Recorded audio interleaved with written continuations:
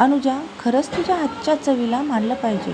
कारल्यासारखी कडवट भाजीसुद्धा किती चविष्ट बनवतेस. आपल्या जावेचं कौतुक करताना रिधिमा म्हणाली. काय हो आई, मी बरोबर बोलले ना?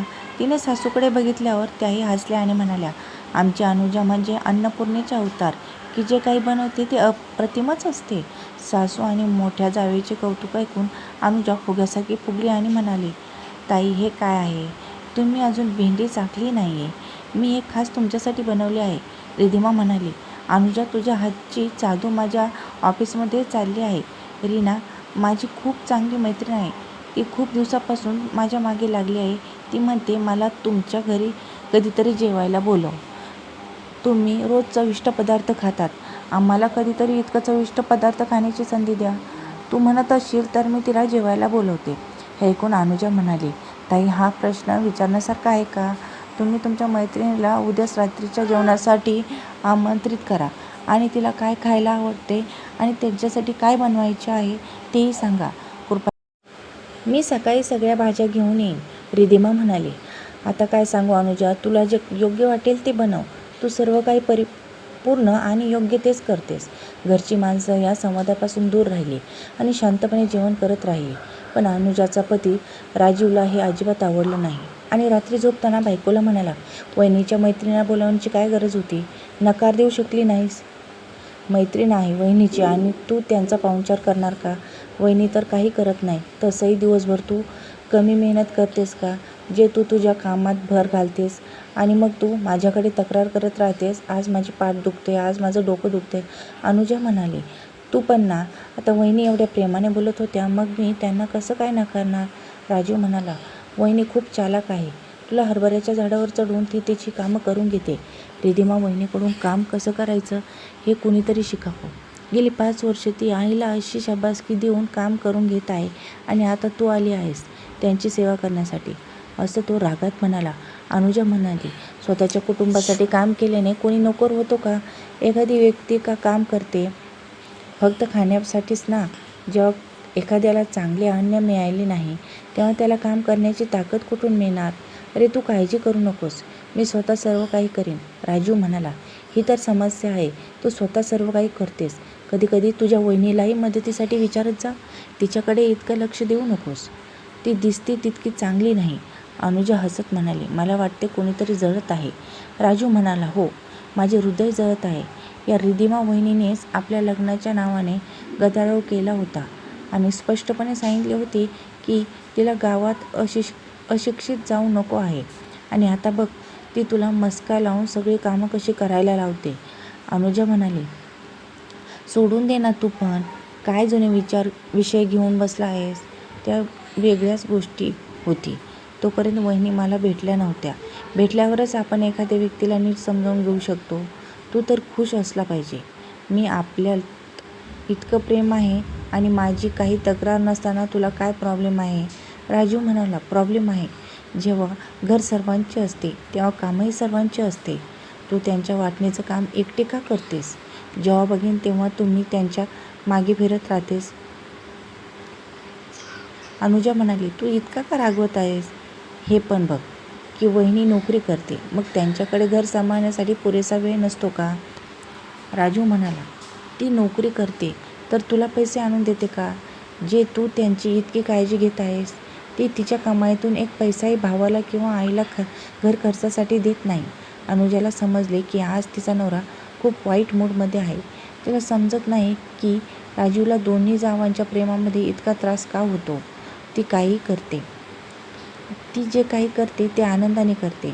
वहिनी तिला काहीतरी करायला भाग पाडत नाही. असो, ती नोकरी करते आणि मी फक्त घर बसते. अशा स्थितीत जर मी माझे घर सांभाळले तर काय वाईट आहे? अनुजा म्हणाली, मला खूप झोप येत आहे. तू पण झोप, सकाळी लवकर ऑफिसला जायचे आहे. आणि तिने रूमची लाईट बंद केली. राजू स्तब्ध झाला. जेव्हाही तो पत्नीला समजावण्याचा प्रयत्न करतो तेव्हा ती अशीच वागते, जे त्याला वारंवार दिसत होते. अनुजा त्याला का समजू शकत नाही? तो आपल्या वहिनीला चांगला ओळखतो. ती फक्त अनुजाच्या निरागसतेचा फायदा घेत आहे. ज्याला अनुजा आपले प्रेम मानत आहे ते फक्त ढोंग आहे, काम टळण्यासाठी. काही महिन्यापूर्वी जेव्हा अनुजा आणि राजीवचे लग्न झाले तेव्हा रिधिमा खूप चिडली होती. तिला उच्च समाजात कार्यरत व्यावसायिक म्हणून तिच्या दर्जाची जुळणारी जाऊ हवी होती. गावातील अशिक्षित जाऊ तिला अजिबात आवडली नाही. पण राजूने अनुजाची जीवनसाथी म्हणून निवड केली. त्याला साधी अनुजा पहिल्या नजरेत आवडली. अनुजाने BA ची पदवी प्राप्त केली होती आणि घरातील कामं पारंगत होती. सासरी येताच तिने सर्वांची मने जिंकली.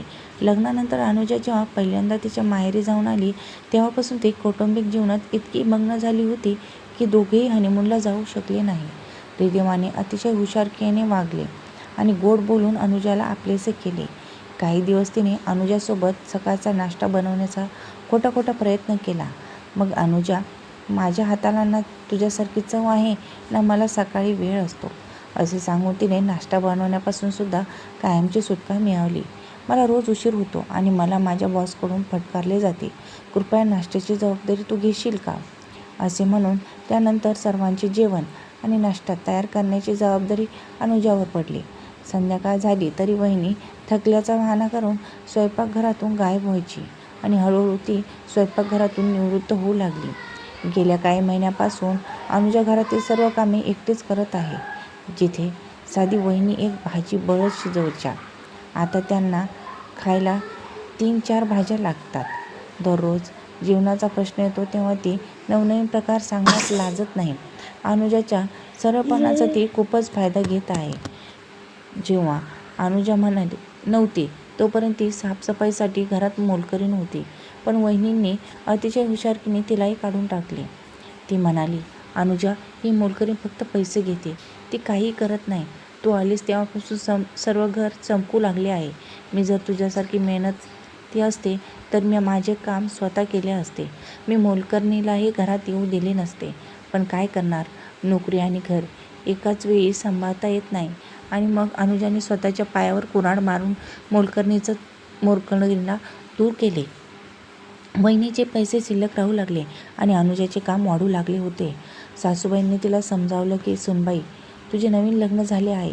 इथून पुढे घरच्या सगळ्या कामाचा भार स्वतःवर घेतला तर मोठ्या सोन्याची कामं करण्याची सवय सुटेल.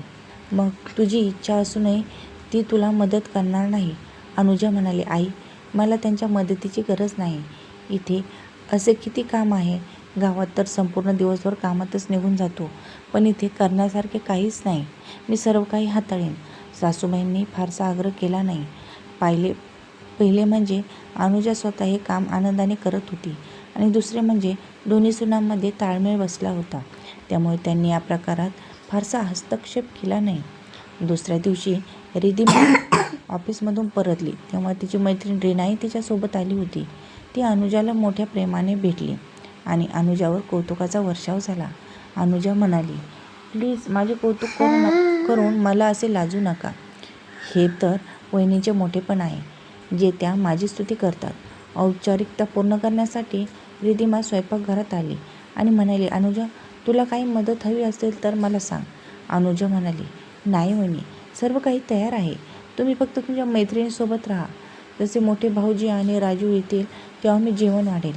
रिधिमा रीनाला घेऊन टेरेसवर आली आणि तिचा फोन वाजू लागला. अनुजाला वाटलं कदाचित काही महत्त्वाचा कॉल असेल, त्यामुळे वहिनीला टेरेसवरच नेऊन देते. टेरेसवर पोचल्यावर रीनाचा आवाज कानात पडला, वा रिधिमा, तू तर चमत्कार केलास. आजकाल तुझा बॉसही तुझ्या कामगिरीवर खूप खुश आहे. आतील बातमी अशी आहे की तुझे लवकरच प्रमोशन होणार आहे. रिधिमा म्हणाली, काय, खरं बोलतेस ना?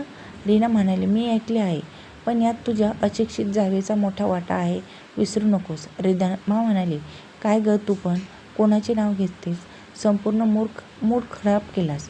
रीना म्हणाली, ती गरीब मुलगी तिथे स्वयंपाकघरात तुझ्यासाठी घाम गाळत आहे आणि तुला तुझ्या यशाचे थोडेसे श्रेय तिला द्यावेसे वाटत नाही. बाकी काही नाही तर गरीब मुलीला किमान स्वस्त साडी तरी भेट दे. रिधिमा हसायला लागली आणि म्हणाली, तू हे अगदी तिच्या मानकानुसार बोललीस. बघूया फक्त एका साडीत ती किती खुश होते. खरे सांगायचे तर माझी जाऊ अशी इतकी मूर्ख असेल असे मला कधीच वाटले नव्हते. रीना म्हणाली, तुला काय करायचं आहे? तिला शहाणे करून तुला पूर्ण लाभ मिळत आहे ना तिच्या मूर्खपणासाठी? नाहीतर आजच्या काळात इतकं कोण कोणासाठी करतं. मलासुद्धा मोठी जाऊ आहे, पण ती मला कुठे इतकी मदत करणार एवढे माझे भाग्यच नाही.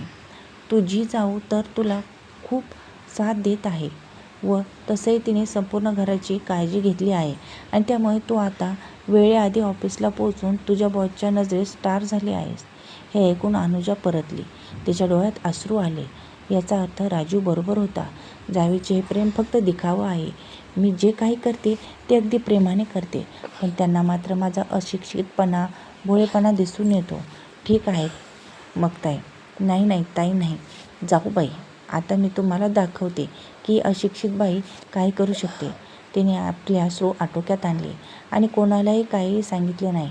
3 दिवसांनी रिधिमा ऑफिसमधून आल्यावर म्हणाली, अनुजा पटकन जेवण वाढ, कावळे पोटात ओरडत आहेत.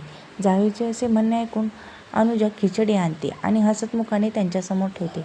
खिचडी पाहून रिधिमाने तोंड वाकडे केले आणि म्हणाली, खिचडी?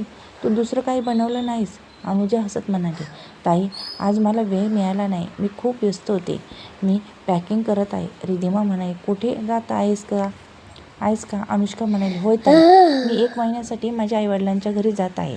रिधिमा आश्चर्यचकित होऊन म्हणाली, 1 महिन्यासाठी? 1 महिन्यासाठी आईवडिलांच्या घरी कोण जातं का? आणि तू निघून गेलीस तर इथे सर्व कोण सांभाळणार? अनुजा म्हणाली, इथे सगळ्यांचीच काळजी घ्यायला तुम्ही इथे आहात ना, तर मी कशाला काळजी करू? रिधिमा म्हणाली, नाही, हे अजिबात चालणार नाही. तू इतके दिवस तुझ्या माहेरी जाऊ शकत नाहीस. हे एवढे मोठे घर सांभाळणे माझ्याच्याने शक्य नाही. अनुजा म्हणाली, ताई मी तुम्हाला विचारत नाही तर मी तुम्हालाही सांगत आहे की मी 1 महिन्यासाठी जात आहे आणि तुम्हाला घराची काळजी घ्यावी लागेल. जवळजवळ विनवणी करत रिधिमा म्हणाली, अनुजा प्लीज आता काही दिवस जाणे थांबव. ऑफिसमध्ये एक अतिशय महत्त्वाची असाइनमेंट आली आहे. ती वेळेवर पूर्ण केली नाही तर माझं प्रमोशन थांबेल. अनुष्का म्हणाली, ताई मला जायचेच आहे. तुम्ही तुमच्यासाठी दुसरी काही व्यवस्था करा. तसंही नोकरी तुमची आहे, त्यामुळे तुम्हालाच मार्ग शोधावा लागेल.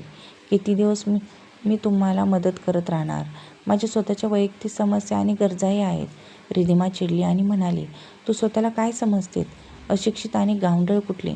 प्रमोशनचा अर्थ तरी तुला काय माहीत आहे का? ही वेळ किती कष्टाने आली आहे आणि मी या चौकोनी गॅससमोर उभे राहण्यासाठी इतकी चांगली संधी गमावून बसू?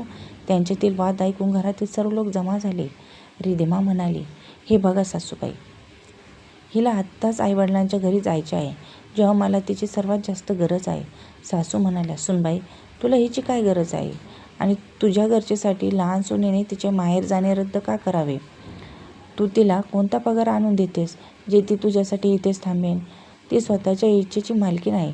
निरुपयोगी गोष्टी बाजूला ठेवून या 1 महिन्यात तू तुझे घर आणि ऑफिस असे सांभाळशील याचा विचार केलास तर बरे होईल.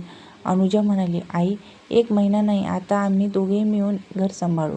कृपया तुम्ही आमच्या कामाची विभागणी करा, कारण मी सुद्धा माझ्या आईवडिलांच्या घरून परत आल्यानंतर नोकरी सुरू करेन. म्हणूनच मी जात आहे, जेणेकरून मला तिथे चांगला वेळ घालवता येईल. नंतर आधी जायला मिळेल माहीत नाही. अनुजाचे म्हणणे ऐकून रिधिमा तिची खिल्ली उडवली आणि म्हणाली, तू नोकरी करणारस? तुला नोकरी कोण देणार? अनुजा म्हणाली, कोणीतरी नक्कीच देईन. तुमच्याप्रमाणे मलाही 10 लाख कमवायचे आहेत. हे ऐकून रिधिमाचं हसू थांबलं आणि ती म्हणाली, म्हणजे त्या रात्री तू गुपचूप आमचं ऐकत होतीस? गावठी कुठली? तुझ्यात इतके शिष्टाचार नाहीत जे असे गपचूप कोणाचे ऐकू नये. अनुजा म्हणाली, मी ऐकले आणि म्हणूनच तुमचा हा खरा चेहरा समोर आला. तुम्ही तिथे ऑफिसमध्ये AC मध्ये आरामात बसून काम करता, तरी घरात येऊन थकल्याची तक्रार करता. मी इथे दिवसभर घामाने आंघोळ करते, तरी माझ्या कामाला महत्त्व नाही. मला थकवा वाटत नाही का? म्हणूनच मी आता याचा विचार केला आहे की दुसऱ्यासाठी काम करण्यापेक्षा मी ते काम केले पाहिजे, ज्यामुळे मला पैसा आणि सन्मान दोन्ही मिळेल. अनुजाचे बोलणे ऐकून रिधिमा रागाने पाय आपटत आपल्या खोलीत गेली आणि काहीतरी वायफट तोंडातल्या तोंडात बडबडत करत होती. राजू बायकोला म्हणाला, बघ मी तुला सांगितलं होतं ना, वहिनी तुझा फक्त स्वतःच्या कामासाठी वापर करत आहे. बरं झालं तुझे डोळे उघडले. अनुजा हसू लागली आणि म्हणाली, उशिरा का होईना पण गोष्टी कळली हे महत्त्वाचे आहे. जर त्या रात्री मी त्यांचे बोलणे ऐकले नसते तर अजून किती दिवस मी त्यांची अशी चाकरी केली असती कुणास ठाऊक. मी जे काही केले ते अगदी प्रामाणिकपणे केले, त्यामुळे देव माझ्या पाठीशी आहे. तर मित्रांनो, एखाद्या व्यक्ती जर प्रामाणिकपणे वागत असला तर त्याच्यासमोर त्याच्या इतकाही गैरफायदा करून घेऊ नये की तो कायमचाच त्या व्यक्तीला गमावून बसेल. या कथेबद्दल तुमचे काय मत आहे कमेंट करून नक्की सांगा. चॅनलला लाईक, शेअर व सबस्क्राईब केला नसेल तर जरूर करा. परत भेटू अशाच नव्या कथासोबत. धन्यवाद. आपल्या चॅनलला नक्की सबस्क्राईब करा.